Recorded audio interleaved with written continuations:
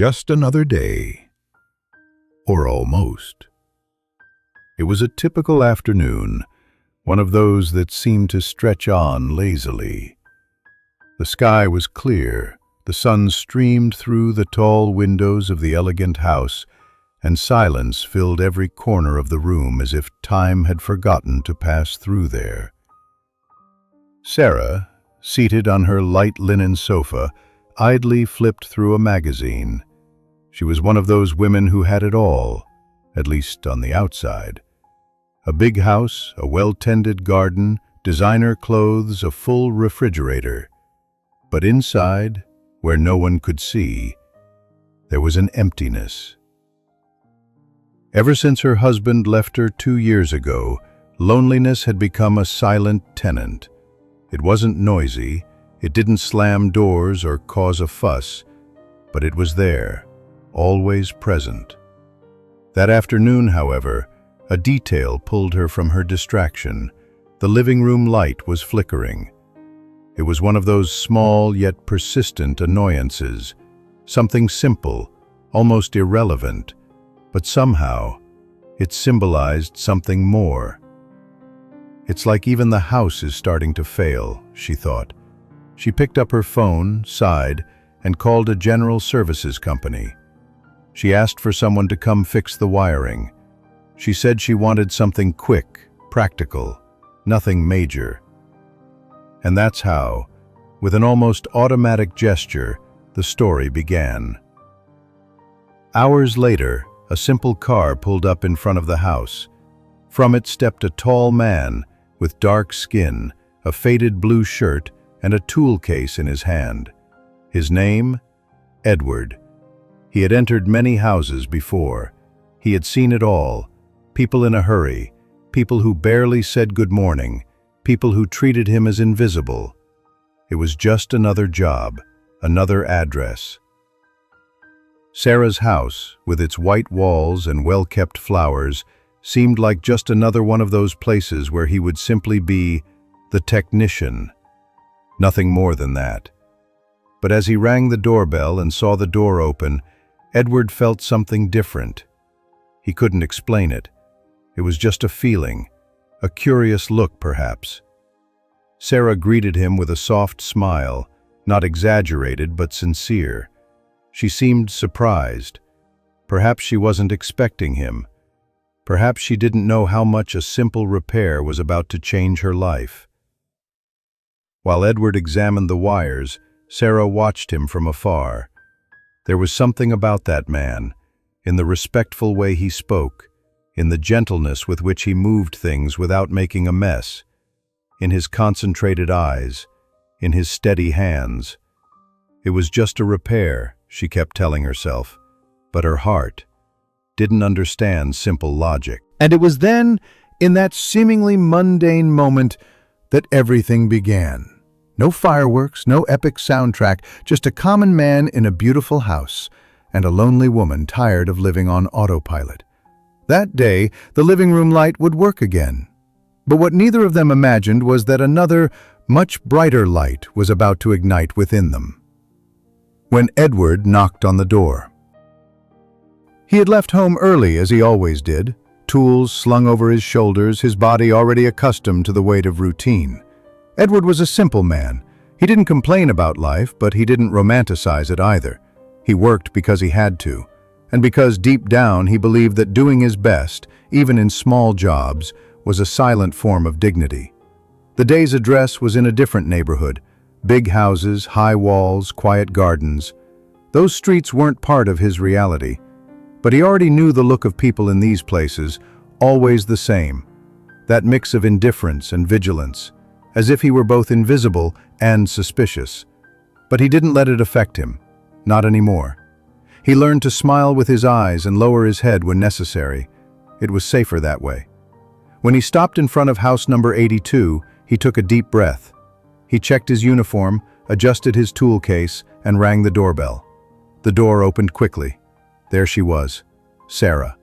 Fair skin, hair tied back practically, like someone who was tired of trying to look perfect. She wore comfortable clothes and had a slightly surprised expression, as if she hadn't expected Him, exactly. "Good morning, I'm Edward. I'm here to fix the living room light." "Oh, yes, of course, please come in." She stepped aside and he entered. He trod carefully, as he always did. He didn't want to leave marks, not on the floor, nor on the impression he left behind. The house was silent, but it smelled of fresh coffee and stored books. Edward observed everything discreetly. He was used to environments like this, beautiful, organized, cold. Sarah guided him to the living room. She pointed to the lamp that insisted on flickering and said, a little awkwardly, "I tried to fix it myself, can you believe it? But I just made it worse." He smiled gently. "It's more common than it seems." The exchange of words was brief, almost mechanical, but there was something in the air that neither of them could name. While he worked, Sarah stayed nearby, not because she wanted to supervise, but for some reason she simply didn't go back to her room. She sat in the armchair, crossed her legs, and watched. It was like watching a scene outside of her daily routine. The way Edward moved, focused and careful, caught her attention. It was a striking contrast to the men she usually met at dinners or events, always so full of themselves, so boisterous. Here before her was a real man, who didn't need to say much to be noticed. And then, in the midst of that silence, she blurted out, "You're handsome, you know." He stopped. He looked slowly, as if he wanted to make sure she was talking to him. "What?" "You. I said you're handsome." There was no irony in her voice, no joking. It was just truth. Edward didn't know what to say. He lowered his eyes, smiled with one corner of his mouth, and returned to his work. Sarah said nothing more either. But in that instant, something happened. It was like a small crack in the glass of formality, a gap through which a little humanity entered. He finished the repair, tested the lamp. It worked perfectly. She thanked him. He gathered his tools. On his way out, she opened the door but hesitated before saying, "If you ever need coffee, there's always some here." Edward nodded, thanked her with a look, and left. But inside, neither of them was the same as before. "You're handsome, you know." That phrase kept ringing in Edward's head the entire drive back. He drove through the city streets as if in a silent trance, but behind his serious face, there was a whirlwind. "You're handsome, you know." It wasn't something he heard often. In fact, he couldn't remember the last time someone complimented him like that. No jokes, no ulterior motives, no hidden meanings. It was like a lightning bolt, unexpected, direct, and capable of illuminating a part of him that had been dark for a long time. He tried to ignore it. He thought maybe it was just politeness, a casual kindness, without meaning. But deep down, he knew. There was something in the way she said it, in the way she looked at him. Sarah, on the other hand, also didn't understand what she had just done. She hadn't planned it. She didn't think twice. It was spontaneous. It just slipped out, as if the truth needed to escape somehow. And right after, she wondered if she had been inappropriate. Did he misunderstand? Did he think she was mocking him? But the more she tried to justify it, the more she realized there was nothing to justify. She just said what she felt. That night, as she placed a glass of wine on the table and looked at the now steady light on the living room ceiling, she thought of him. The way he smiled, a little awkwardly, the delicacy with which he held the lamp, his honest gaze. It was strange. She knew almost nothing about him, but she felt that man carried truths in his eyes, and that, in a world full of masks, was too rare to ignore. On the other side of the city, Edward ate dinner in silence. The TV was on, but he wasn't paying attention. Just him, his simple meal, and the memory of that phrase. He didn't think he was handsome. He never had. He was tall, yes, strong, but he always saw himself as ordinary.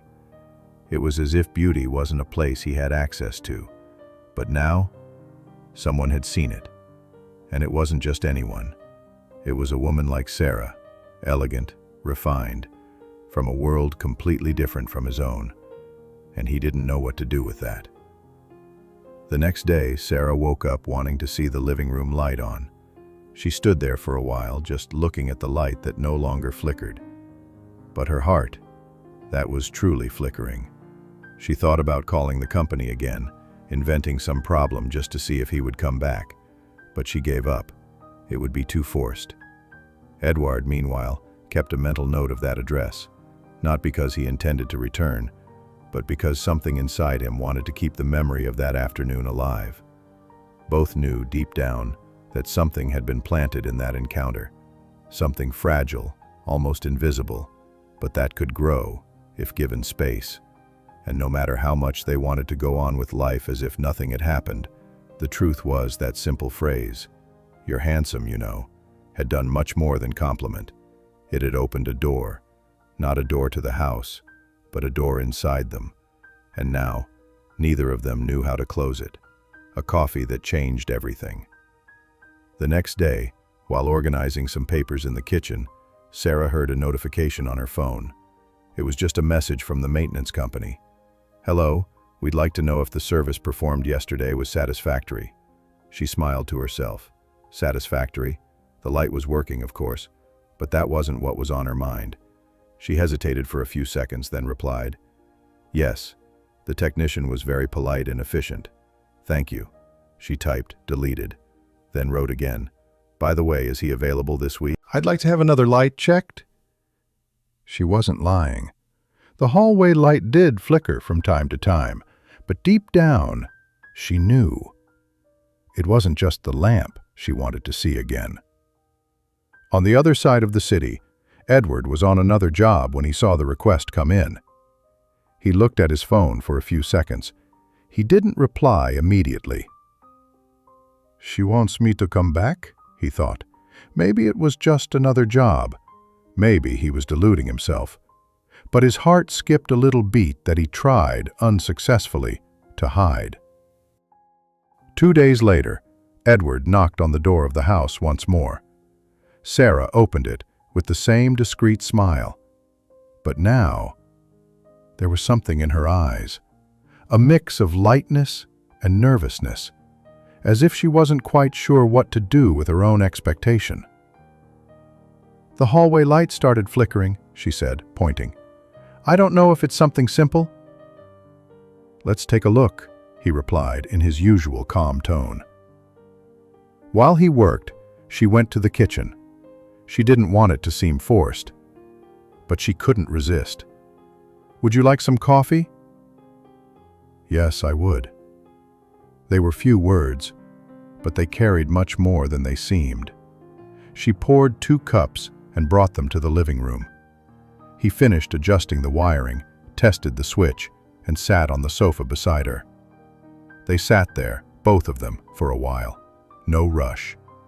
No rush at all. They talked about simple things at first. The traffic, the weather, how some old wires could be a hassle. But little by little, the conversation took another turn. He told her he grew up with his mother and 3 siblings in a distant neighborhood, that he started working early, that he taught himself about electricity after getting a shock trying to fix his grandmother's fan. She laughed. Sarah talked about the books she liked, about the coffee shop where she used to go before the pandemic, about how she inherited that house from her father, but never truly felt at home there. Edward listened carefully.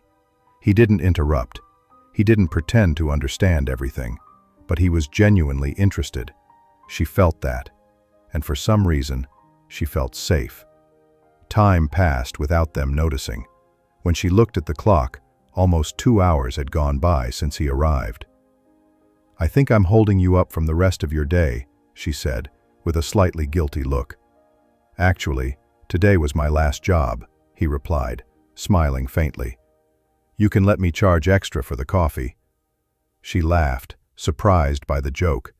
It was the first time he had made a joke. When Edward said goodbye, there was something different in their exchange of glances. No explicit invitation, no promise, but a silent acknowledgement that something was being born there. And that night, as she washed the 2 cups in the sink, and he put away his tools in the cabinet, both were thinking the same thing. It was just coffee, but something changed. From repair to conversation. From that coffee onward, something changed between them. It wasn't an abrupt transformation, nor a cinematic romance with declarations whispered on the wind. It was subtle, natural, like a plant that grows silently, but suddenly you realize it already takes up too much space to be ignored. Sarah began to notice things that previously seemed invisible, like how she would wait for noises in the street, trying to guess if it might be him, or how she would open the windows more often, unknowingly waiting in some way. Edward, on the other hand, took a little longer to accept it. He had learned early on to be wary of anything that seemed too good. He knew that certain worlds usually didn't mix. But he also knew there was something about that house, about that woman, that disarmed his fears. It was as if, inside that house, he could breathe differently. A few weeks passed, and a new problem arose. Sarah's intercom stopped working. This time, she didn't hesitate. She called the company directly and asked for him. "If possible, I'd like the same technician as last time," she said with the naturalness of someone who knew exactly what she wanted. When he arrived, there was no longer any surprise. There was a sincere smile, one that said, "It's good you came." While he checked the intercom wiring, the two conversed like old acquaintances. The silence between them was no longer awkward, it was comfortable. And when conversation happened, it flowed easily. They talked about music. Edward mentioned he liked old samba, the traditional kind, which reminded him of his childhood with his mother cleaning the house on Sundays. Sarah commented that her father was passionate about jazz and that she never quite understood it until she started listening on her own. She realized that some songs only make sense when you've lived long enough to truly feel them. "I guess that's why I like silence now," she commented. "Silence has rhythm too," he replied, with a timid smile. That phrase stayed in her mind for the rest of the day. After that service, he didn't leave immediately. She offered another coffee, it was almost a ritual now, and they sat together in the backyard. There, under the clear blue sky, surrounded by the well-kept greenery and the soft rustling of leaves, something deepened. She talked about her failed marriage, not with bitterness, but with a quiet clarity. She spoke about how sometimes being accompanied isn't the same as being in good company, and about how she lost herself trying to please someone who was never satisfied. Edouard listened in silence, respectful, present. After a while, he spoke too. He said he had fallen in love once, but life had other plans, and the person went a different way. There was no fight, just distance, and the lesson remained: sometimes love isn't enough, but peace is worth more. When he stood up to leave, she walked him to the gate. This time the farewell was slower. Their eyes lingered. There was a desire to say something, but words didn't seem sufficient. "Thank you once again," she said. "Anytime you need anything," he replied. The eyes that began to say everything. Days passed, and with them, a new type of communication began to emerge between Edouard and Sarah. They no longer needed many words. Their eyes spoke for them. Each encounter, each exchange of glances, carried a silent intensity that no one needed to translate. There was a complicity that grew with every visit, every repair, every shared coffee. One late afternoon, as Edouard adjusted the living room outlet, Sarah sat on the sofa, watching him. It was a simple scene, but to her, it looked like a painting with the most vivid colors. He was focused, yet his gaze would occasionally drift to her, not invasively, but curiously, like someone discovering a new universe. She felt butterflies in her stomach, a mix of nervousness and joy she hadn't experienced in a long time.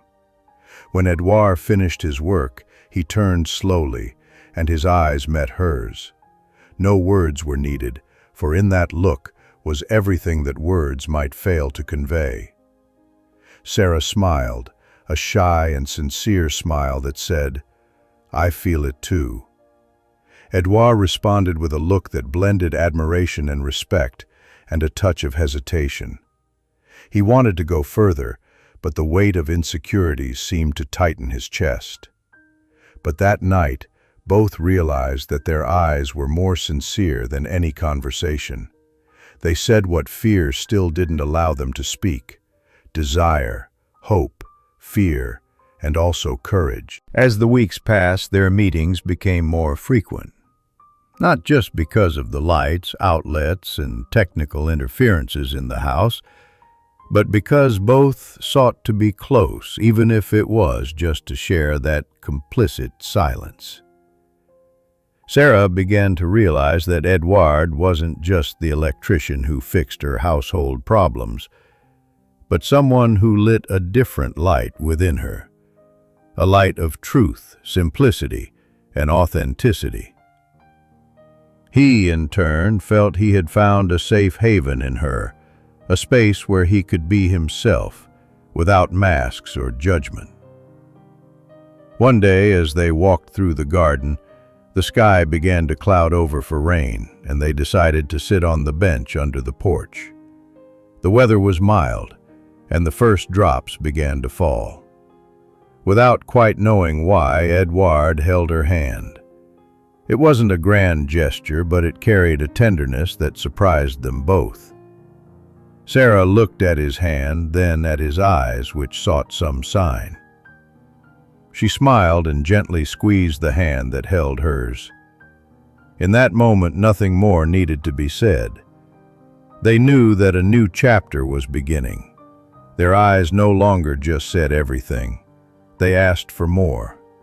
More presence, more courage, more surrender. It was the silence speaking louder than any words, showing that what they felt was real and deserved a chance.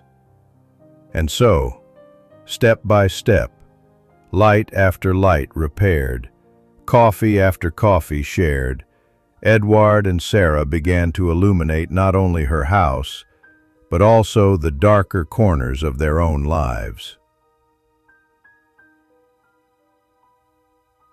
The fear of surrender. Despite the light that shone between them, Edouard and Sarah began to feel the shadow of fear in their hearts.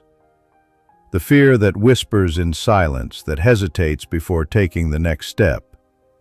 The fear of surrendering, of opening up too much, of letting life change. For Edouard, the fear came from the invisible scars of the past. It wasn't just the distance between their realities, the simple life he led and the sophisticated world Sarah knew. It was also the mistrust that had grown within him over the years. Mistrust of others' intentions, of his own happiness, even of himself. He wondered if this feeling was real or just a fleeting illusion. Could a woman like Sarah truly want someone like him? And what if, in the end, it was just a distraction, a spark that would soon fade? Sarah, in turn, felt the weight of insecurity from a past marked by disillusionment. She had given herself before, but had been hurt so much that her heart felt like forbidden ground. It was difficult to open the doors to someone new, even when desire begged to enter. She feared that their relationship would be judged by those around them. She knew that prejudice, even veiled, could knock on their door, and deep down she was afraid of losing her own stability.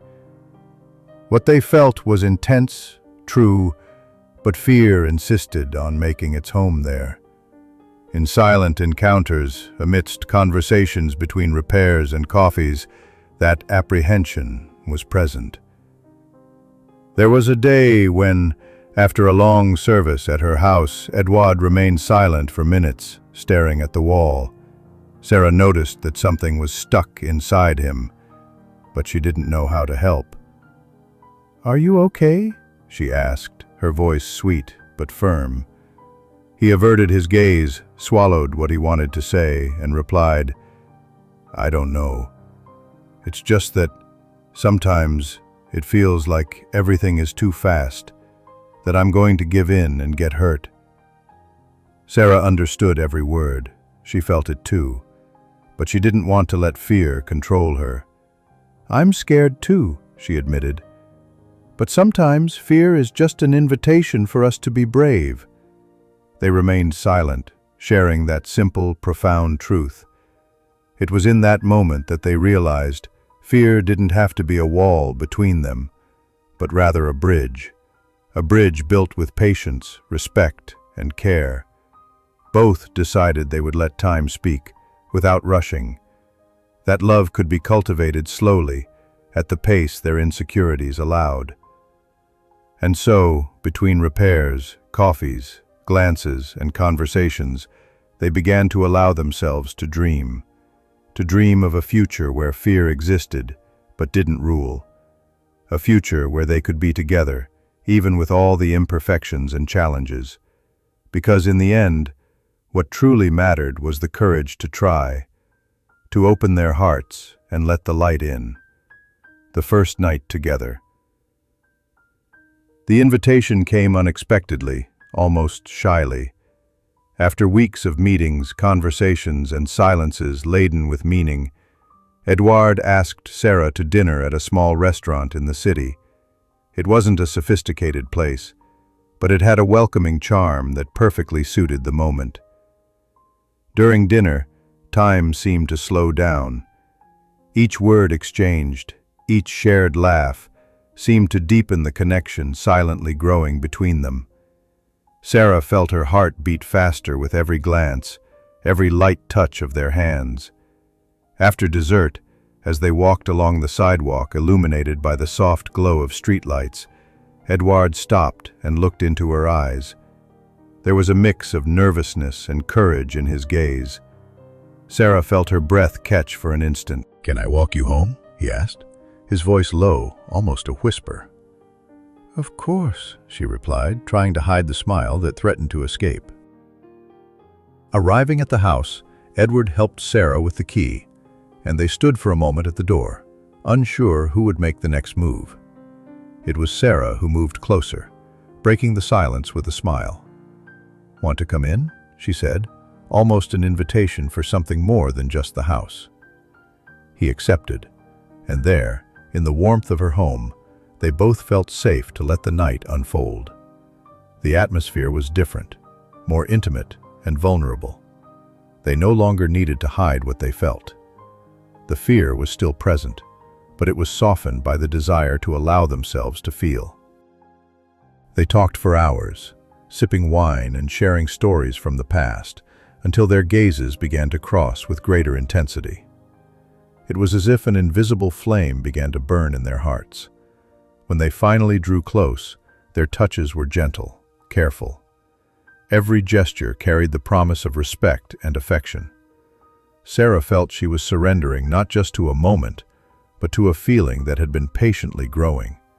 And Edward, in turn, realized he was facing something that surpassed all doubts. Their first night together was not just a physical union, but a meeting of souls. With each touch, each kiss, they explored not only their bodies, but also the histories, fears, and dreams that had brought them there.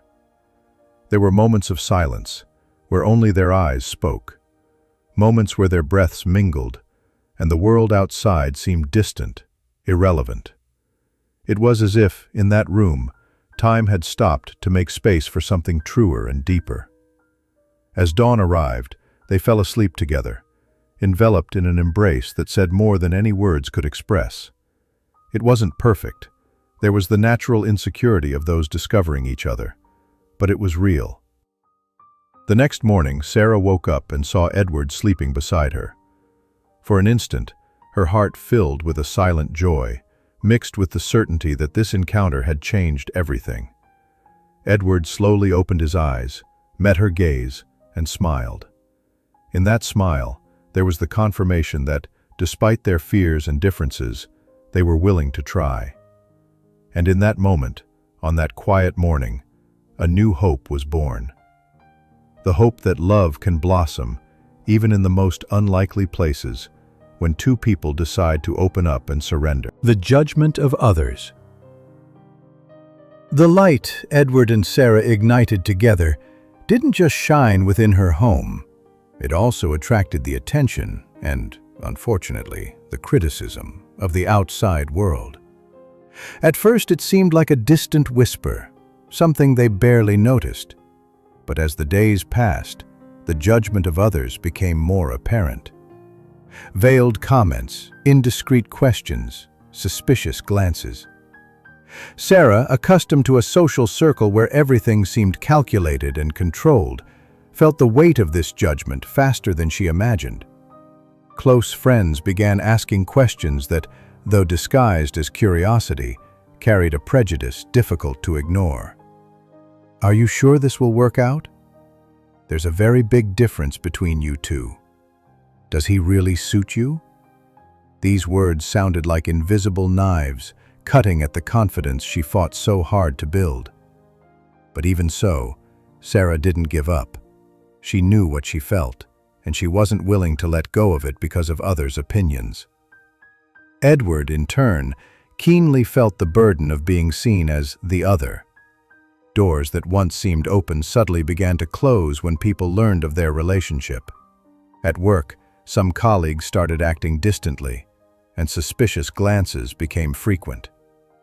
But he didn't complain. He didn't make excuses. He knew that prejudice existed, and that it wasn't his fault, but the fault of the ignorance that persisted in the world. What truly hurt was seeing the person he loved become a target of these baseless looks and comments. Seeing Sarah, who had always been so strong, shaken by groundless criticism. But even in the face of all this, they decided to stay together. They decided to be a barrier for each other against judgment. There were difficult moments, silent arguments in the dead of night, when fatigue and frustration threatened to derail everything. But what united them was greater than external doubts. They learned to talk, to support each other, to find strength in their clasped hands. Sarah began to confront those who doubted her, with her head held high and certainty in her gaze. Edward showed that love has no color, no social class, no room for prejudice.